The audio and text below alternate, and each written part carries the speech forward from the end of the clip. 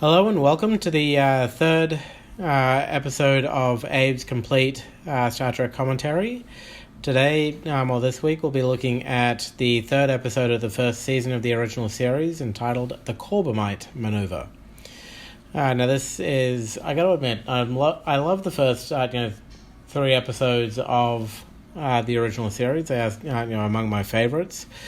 And I like this one, for a number of reasons, which we will go through as the episode progresses, but mainly due to the influence of poker on this episode.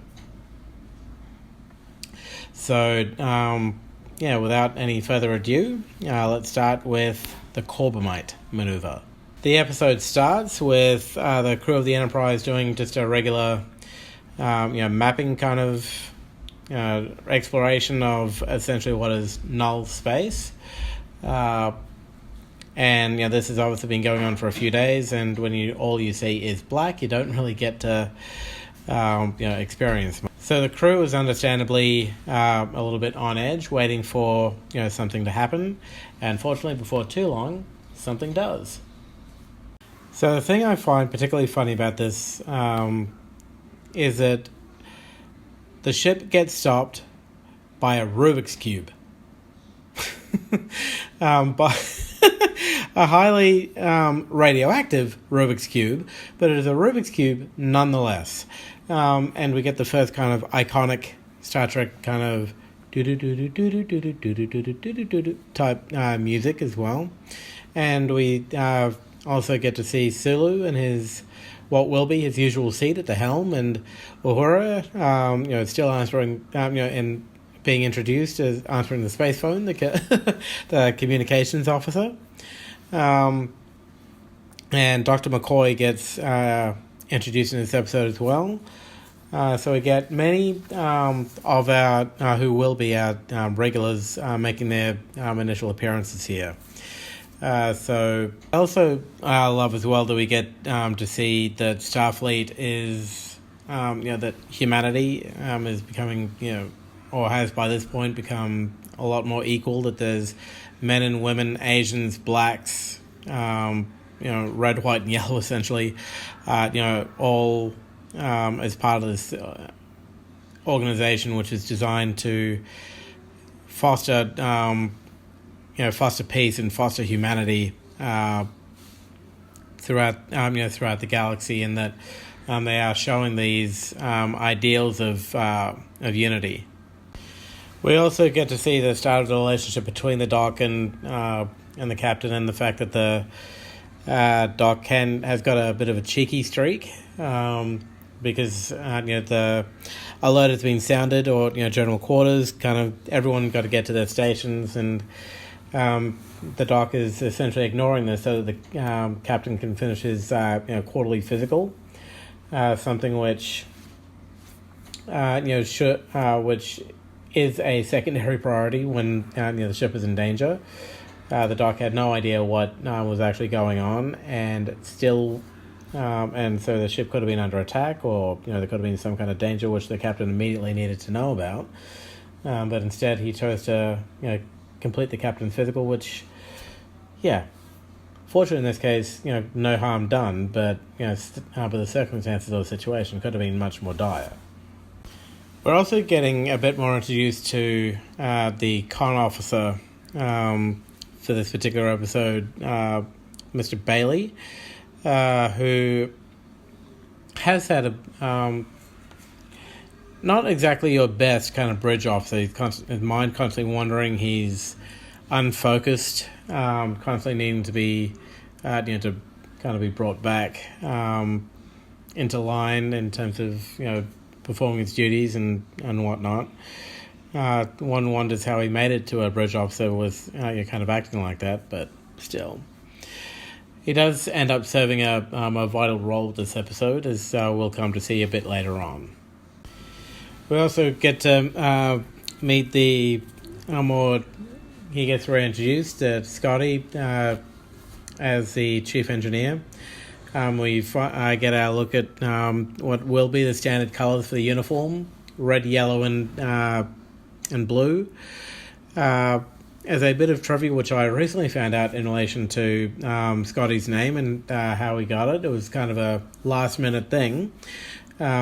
Scotty, because he was Scottish, and Montgomery, because that's James Doohan's middle name, apparently. James Montgomery Doohan. So, yeah, something which Gene Roddenberry and James kind of made up, did on the spot there. So, a little piece of interesting trivia for my listeners, if any.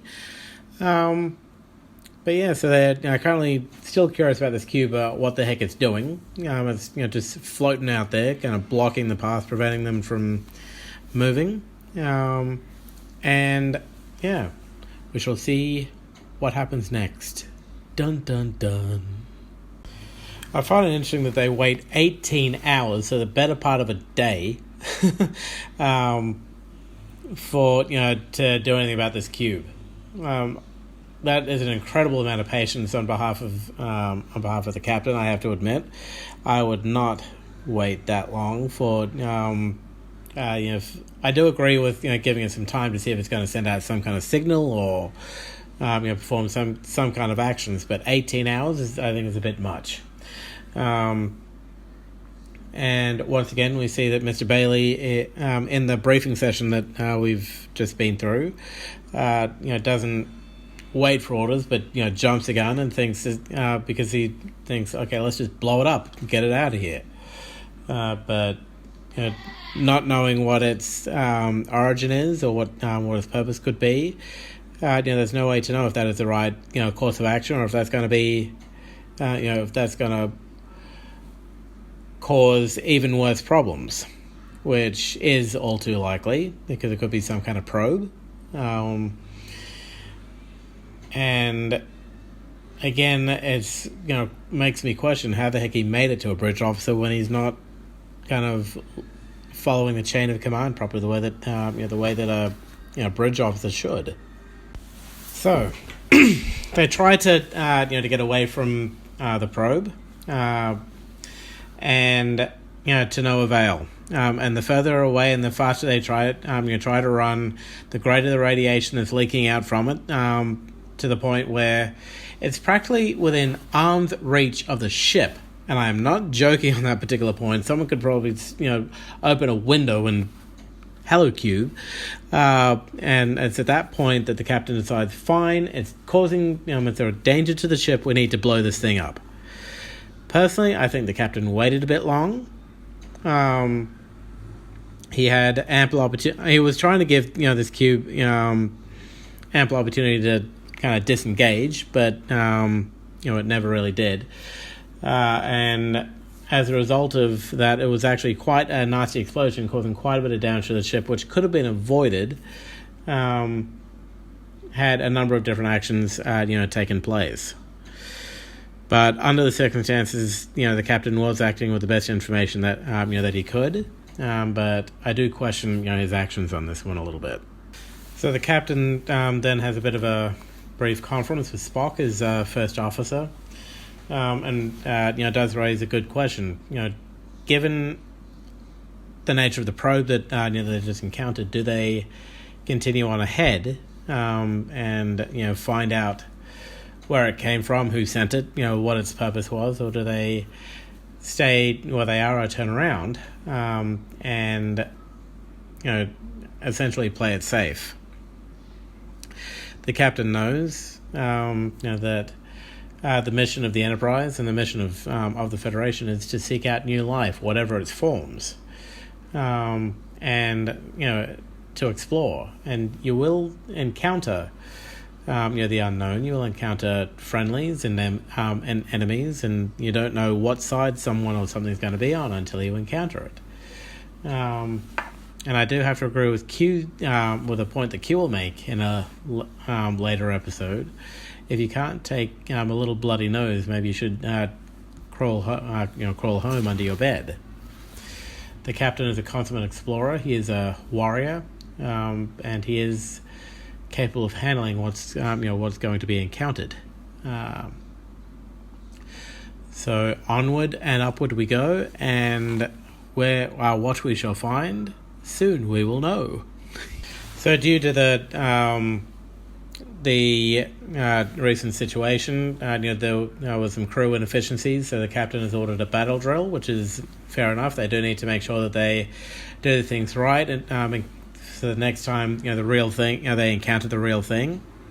The last thing they need is to be caught flat-footed, facing an enemy, someone trying to find the phaser button, or figure out how to raise shields when there's, say, a Klingon bird of prey bearing down on them. While that's going on, the captain and the doctor are having their own kind of meeting. And the doctor is, raising the very valid point that Bailey may have been promoted to a bridge officer too soon. And given how he's been acting so far, I can't say I disagree. But the captain has is putting faith in him, and let's see if it's well founded or if it ends up being misplaced. So during the battle drill, or just after the just as the second battle drill starts, the captain gets called back to the bridge because then another object gets encountered, and this time it is much larger. Basically, a big basketball surrounded by light globes. I find that the design to be quite amusing in my own way. For it's basically looks like a Christmas ornament that appears to be the home of this cube-like probe that was blocking them. So whoever this alien race is, they seem to love their own their geometric shapes. They have caught the Enterprise in a tractor beam. And we'll see how this encounter continues. So they've managed to communicate with the alien commander. He is calling himself Baylock, and he explains that it was a warning buoy which was destroyed, which he's taken to mean that the Enterprise is a hostile ship. When the captain tries to explain what happened, that we had no idea what the heck this Rubik's Cube was, and we tried to pull away, Baylock essentially disables the ship again, and says, because of your evidently hostile nature, your ship will be destroyed, and I'll give you 10 minutes so you can say your final farewells, pray to your gods or whatever you want to do, before I blow you up. Spock is trying to get a look at Baylock, which he does succeed in doing, and we'll see how how the crew reacts to this limited time left. And here, with a 10-minute countdown, we find that, and this is where Bailey loses it. We get our first look at the alien captain, and once again, we've gone with the generic Roswell Gray kind of look. And they get told that they're wasting their time, which I suppose they were, but heck, if you're going to be blown up, it's nice to know who's doing the blowing. But still, after that, Bailey completely loses his mind, and is thinking, we've only got 8 minutes left. He's starting a countdown. We're talking about still following our duties and orders, and what the hell? But to a point, I can understand where he's coming from. But if you're going to be a good bridge officer, you need to know, to keep your calm and to trust in the chain of command and to trust your captain to give appropriate orders to resolve the situation. It's not up to you to second guess what's going on. So the captain is still wondering, with Baylock unwilling to hear him out, what options are on the table. Spock is essentially saying we're beaten. When one is outmatched in a chess game, that's it, checkmate. And the doctor comes back after escorting Bailey off the bridge with a big fat "I told you so. I warned you that he was not ready." And here's where a key word comes out. that I'm not bluffing, Jim. I will report, that I told you so in my medical log. And the captain, and it clicks to the captain. Not chess, Spock. Poker. And he starts to play what becomes known as a Corbomite Manoeuvre. Or in other words, a bluff that there is an explosive or a device on the ship that whenever there's energy directed against it, be it phasers, torpedoes, whatever, that this Corbomite device reflects that energy back upon the attacker in equal measure, to the point of potentially of the attacker causing to destroy themselves. And we'll see how this plays out, but it's clever because it's he claims that it's not in any record tapes, in order to make sure that it's a surprise to anyone who tries to to attack the ship. A bluff that Baylor could easily call if he wanted to, but obviously that's not how things go. But let's keep going. Now to see if Balak will call the captain's bluff, or will he fold? So Bailey has had some time to calm down and has returned to his post with the captain's permission. And the countdown has come to its end, and now everyone's and they're still there. So something is going on, and everyone's waiting with bated breath to find out what Balak's going to do. So Balak is trying to call the captain's bluff by asking for proof of the Corbomite device, and has delayed the destruction of the Enterprise until they get that proof. And we now see a smaller ship come out of the Fesarius to tow them to a base of the First Federation. So they decide to try one of the oldest tricks in the book to kind of go left and right, try and shake themselves loose, which they do and succeed in doing.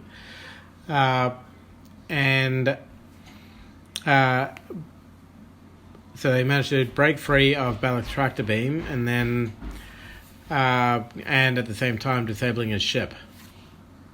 Not too long afterwards, they beam aboard to Balak's ship to try and reason with him face to face, and they find that the image they saw was actually just a dummy, a puppet that Balak was using to hide its true form, which was that of a childlike being. They being the Doctor and Kirk and Mr. Bailey. And towards the end of the episode, after an introductory drink and kind of some basic diplomatic pleasantries, they find Bailey decides to change designator, if you will, from con officer to diplomat, ambassador. And when he gets left behind, to learn all that can be learned about the First Federation, and so the First Federation can learn about the United Federation. And there we have the Corbomite Manoeuvre. I do quite enjoy this, this episode for a number of reasons. One, it does show, I don't know, I like the unprofessionalism. I like Bailey as a character, showing that there are people out there who are not just robots, people who follow orders and don't have any kind of human emotion behind them. I also like the fact that we get to see how Kirk relates to both Spock and McCoy and uses their the logic and the emotion to kind of start. This is our first kind of time when we get to see left and right hemispheres kind of working together to come up with best options and ways to manage a crew and manage a situation. I also like the fact that this is where that poker in and of itself, bluffing and trying to outwit another commander. It's always been a bit of a fun thing of mine as well. So So all in all, I do quite enjoy this episode. I've enjoyed providing you with this podcast episode. I do look forward to getting you some feedback on what I've been doing so far. You can contact me on my email, which is warrior346@yahoo.com, or on Twitter, which is @warrior346. And once again, live long and prosper, and Kapla.